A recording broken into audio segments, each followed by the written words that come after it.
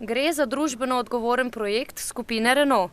Revoz ga v sodelovanju z Javno agencijo Republike Slovenije za varnost prometa, Svetom za preventivo in vzgojo v cestnem prometu izvaja 6. leto. Predvsem smo ti dimenziji varnosti dodali tudi trajnostno mobilnost. Torej, kako kljub temu, da omogočimo mobilnost vsem prebivalcem, hkrati skrbimo tudi za odgovoren odnos do našega okolja.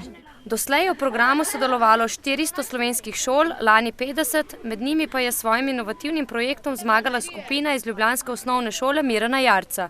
Po njihovem predlogu so dvosmerno ulico pred šolo spremenili v enosmerno. Ker s tem bi definitivno zmanjšali promet, s tem pa zvočno in zračno onesnaženje.